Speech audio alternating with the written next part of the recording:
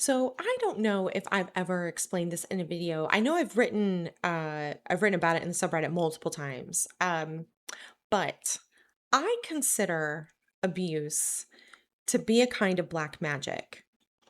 So I actually came to this conclusion much more recently than my definition of abuse. But as you'll see, the definition of abuse folds into the definition of what constitutes black magic. So my definition of abuse is when one person powers over another at the target or victim's expense for the original person's benefit, right? If you power over another person at their expense for your benefit, that is abuse. That is the underlying template for every iteration of abuse I've ever seen. And it is interestingly, it is the exact opposite of what a healthy parent is supposed to do, because a healthy parent for a minor child is supposed to, um, they're supposed to power over another person for that person's benefit at their own expense.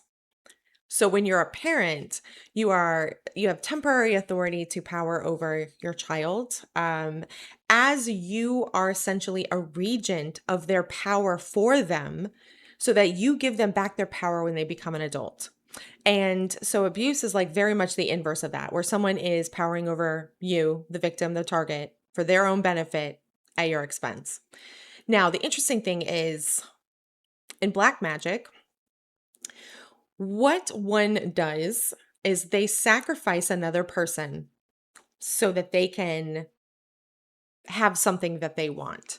Um, that is part of what makes the magic black, is that sacrificing of another person, or you're transferring your personal karmic responsibility onto that other person by doing the things that you're doing. So a lot of black magic, like your darker magic, often involves like a literal actual sacrifice of like an animal. The animal is sacrificed, and that powers the altar for the person to do the black magic. An altar is at any place where the spiritual realm intersects with the physical realm. Um, and so it didn't dawn on me until much more recently that, oh, this is what abusive parents are doing to their children when they're abusing them. They sacrifice that child. It is a sacrifice. It's not just, I mean, yes, it is just I'm powering over this person at their expense for my benefit. But what is that? That is a sacrifice. So when you're in this abuse dynamic as a child and you don't understand that you are the sacrifice. I feel like we have some language for that, some kind of subconscious understanding, at least collectively, because we talk about the scapegoat, which in the Old Testament was a sacrifice, or the black sheep. That someone is sacrificed for the family to have unity and harmony at the expense of this one person. An actual like psychic or vibrational sacrifice.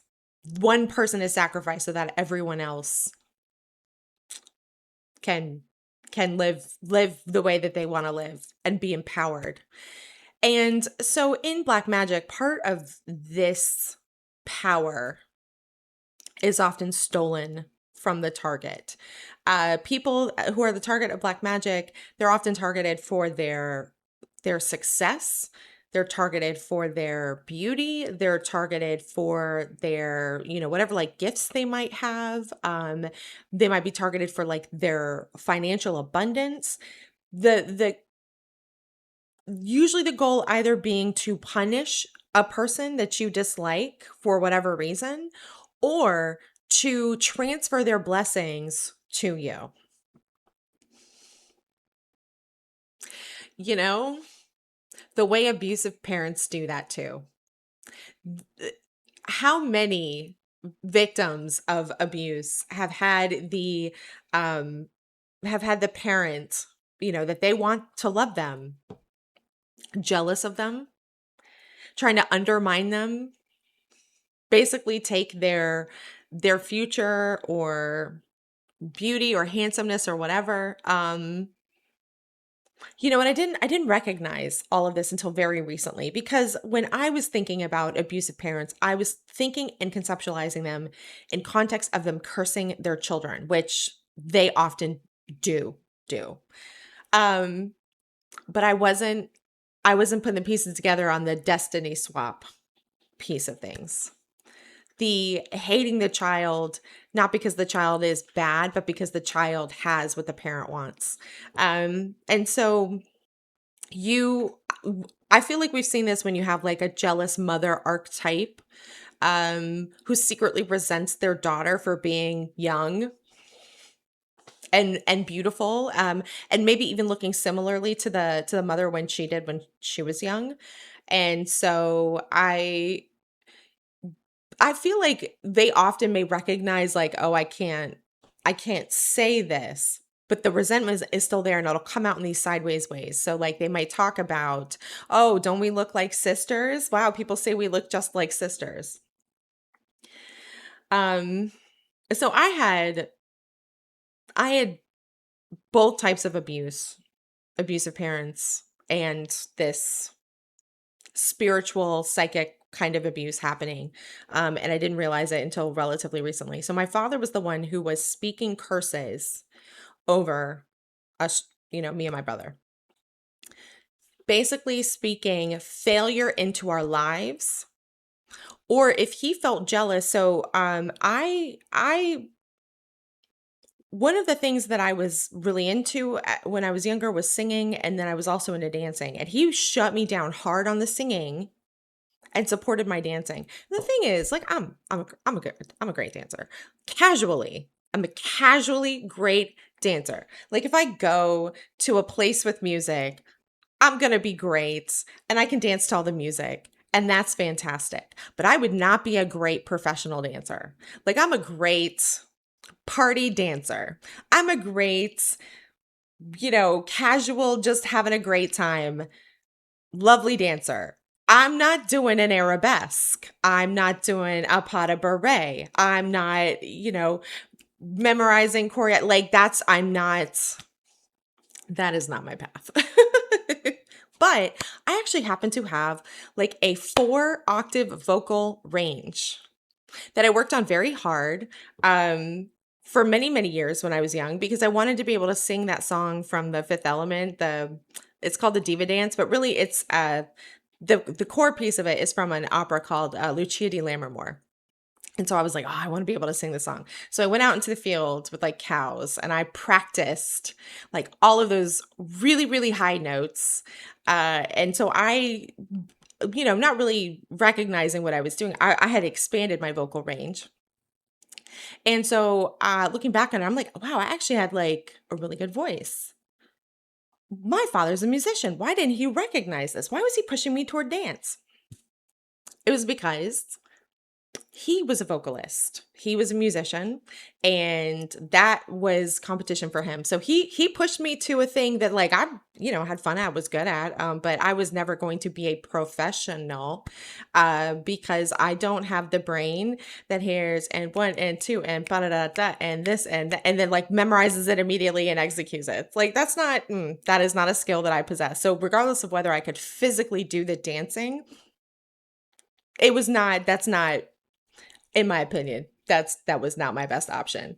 But the singing, I would have been a fantastic singer. Now, I don't think that was like if I went back in time, I wouldn't say to little me like you should be a singer. But it is very strange that my father, who has literal actual vocal training, didn't recognize my intrinsic talent and then attempt to develop it. What he did was he told me not to do it.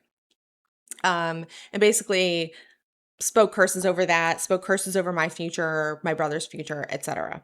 So I was really familiar with that kind of like spiritual abuse. Like once I recognized that parents don't just abuse you physically or emotionally or neglect you, but there's also a spiritual component. And again, if you're secular and you are not down for this, like I completely understand. Like you do not need to believe this at all. Like no worries. And so my mother, I didn't realize she was the dream stealer, destiny swapper version of spiritual abuse. And so now looking back on it, like for example, um her boyfriend at the time, I was 16 after, like, when I got kicked out of foster care, I was 16 and I moved in with her for a month. And part of the issue was that her boyfriend tried talking her into having a threesome with the three of us. I didn't know about this till after she told me. Um, but he was like, "Oh no, it'll be like two." Her name, let's say her name was Susan. Like, it'll be like two Susans.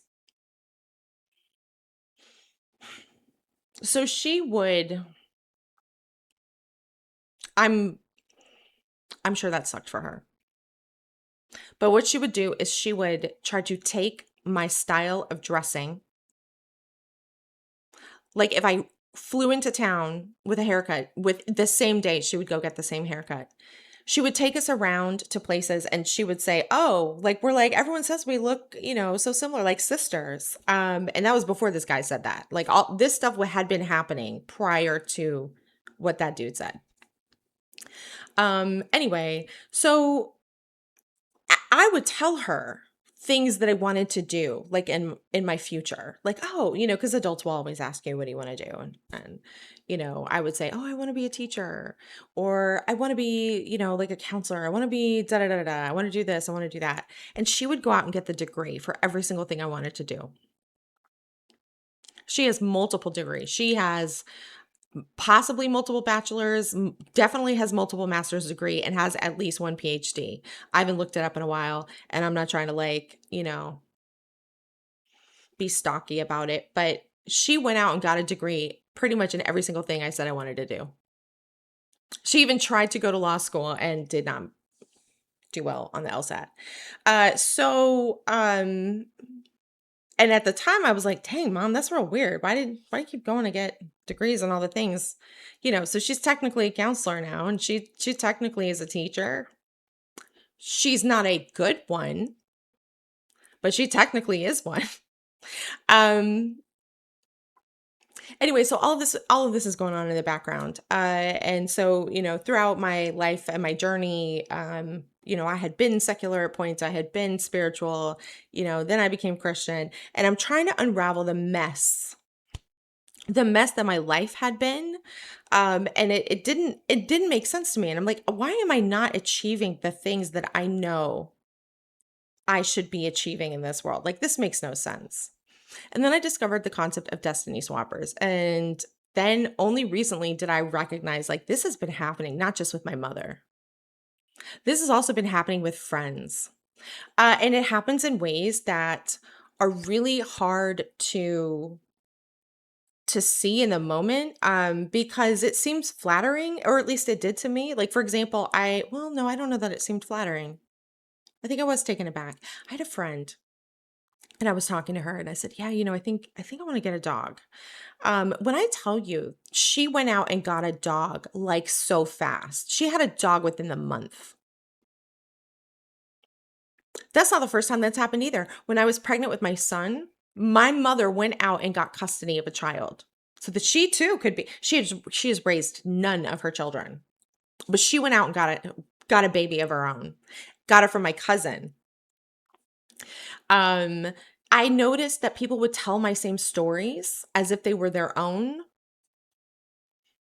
or they would use my ideas without crediting me, or act as if they had come up with those ideas. And so I realized, like, oh my gosh, this has been ongoing. And I was like, you don't really see people talk about this in abuse spaces, because usually you separate, and I do too. Usually you try to separate, abuse and like spiritual, whatever, especially because not everybody believes the same spiritual thing. But once I recognized, like, oh, this is a problem. So if you are not Christian, the way it's usually presented is that you call your power back, that you've given away your power over time through to people or whatever, and that you call your power back. In Christianity, you basically cancel any agreements you may have made, either knowingly or unknowingly, with another person, giving away your dominion over yourself and your gifts. Um, and you do that in Jesus's name, etc. Maybe you plead the blood of Jesus or something. If you are secular, you're going to think about it more from a boundaries perspective. What are my boundaries? What am I telling people? What do people actually need to know about me? Is this person a person who actually is for me? Or do they just like being around me and take whatever they want to, whenever they want to? So I'm sort of working at it from like multiple angles where, obviously I'm doing the Christian thing and I'm like trying to fix trying to fix it.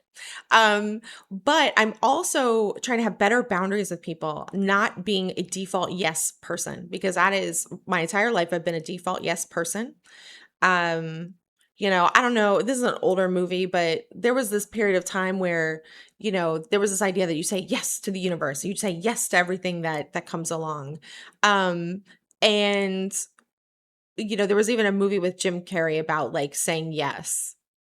I feel like there was a book too. Anyway, so I was raised in a spiritual new age, new thought environment. So it was very much like, oh, you say yes to the things. And so and also you're not allowed to say no to abusers. You're in a coercive control environment where you say yes to them. Otherwise you have problems, but then they use that yes to justify everything that they're doing. Well, you said yes. You agreed. You gave me permission. You said this was okay. So I'm trying to shift my mindset to being a no person, default no person, and then think about whether I need to say yes. Like, so for recently, last year, they were asking for people to be on the PTSA and they were basically begging. And I was like, well, I can't really do anything, but I could, be on it. They said they just need people to vote. I can vote. That's fine. So I joined the PTSA and then suddenly they decided that I should be the auditor. They're like, oh yeah, we've decided you should be the auditor. And I should have shut it down right then because that's not what I agreed to do or what I wanted to do. But I said yes. And then the person who made me the auditor just unilaterally, and I went along with it. She didn't give me any of the auditor materials or training. So I was like, I don't even know what I'm supposed to be doing here. But then at the end of the year, it was like, well, you didn't do any of the auditor stuff. And it's like, okay, okay. I've made a mistake. And then they tried making me vice president and I said yes. And then I was dealing with the new president and I was like, "Oh, no, I hate this." And then I thought about it and I went, "Wait, I didn't even want to be like a board person on this PTSA. I just wanted to help them have a voting quorum." It was like that was it. How did I? It's because I kept saying yes. People were doing things unilaterally, and instead of me recognizing, oh, I have a choice here, and this is not the choice I already made, I went along with it. I've done it in dating too. Anyway, whoops, I didn't mean to make this long.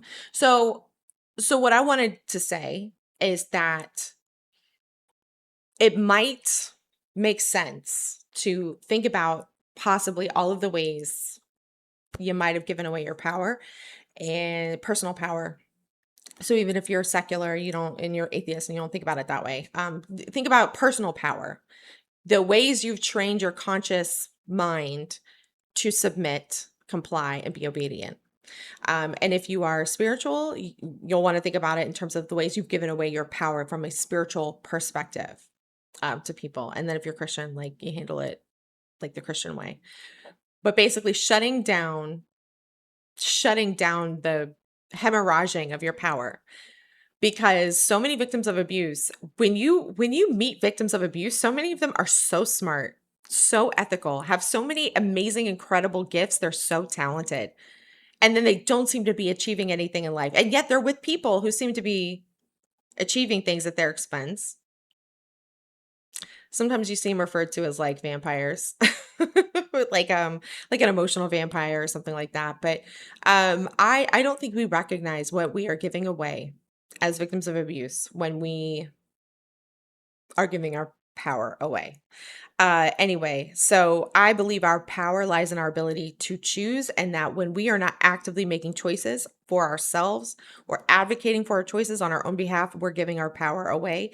I don't want to be in any relationship where I have to actively do that all of the time. That's exhausting to me.